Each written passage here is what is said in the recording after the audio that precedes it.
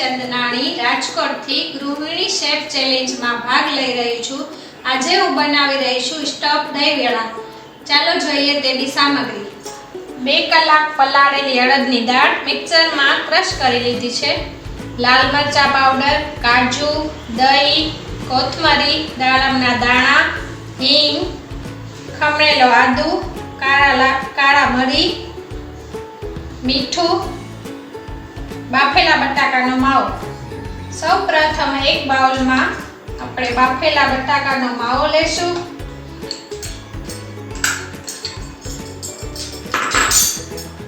તેમાં આપણે નાખશું સ્વાદ પ્રમાણે મીઠું,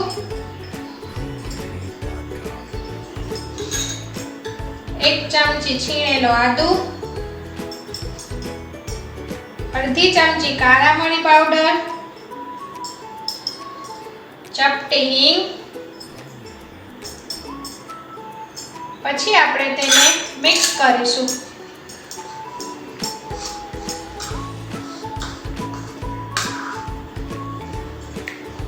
આપણું મિશ્રણ તૈયાર થઈ ગયું છે। હવે જે આપણે દાળ ક્રશ કરીને રાખી છે તેમાં આપણે મસાલા ઉમેરીશું। સૌપ્રથમ સ્વાદ પ્રમાણે મીઠું, છીણેલું આદુ, કાળા મરી પાવડર, ચપટી હિંગ ને આપણે હલાવીશું।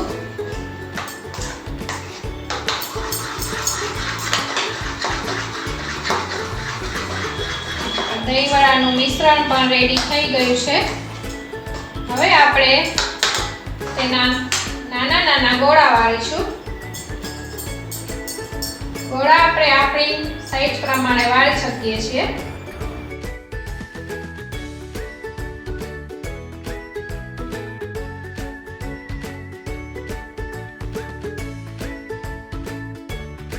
આપણા ગોળા વાળીને તૈયાર થઈ ગયા છે।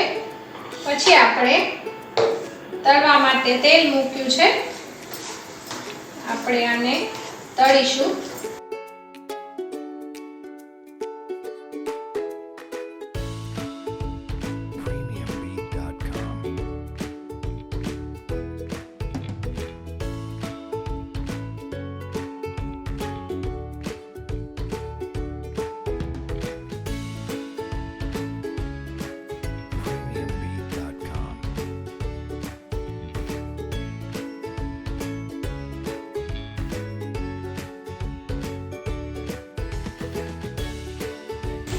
આપણા વડા તળાઈને તૈયાર થઈ ગયા છે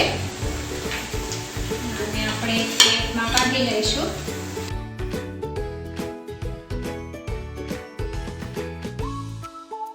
પછી આપણે એને અડધી કલાક ઠંડા થવા દઈશું।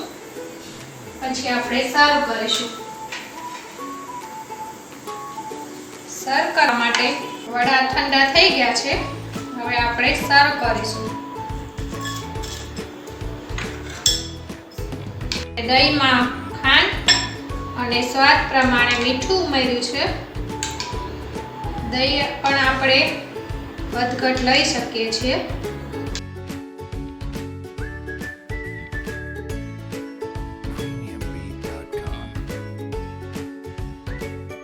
દાડમના દાણા,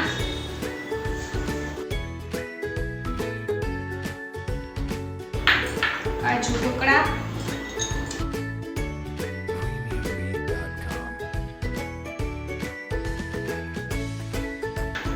આપણા સ્ટફ દહીં વડા તૈયાર છે। Thank you.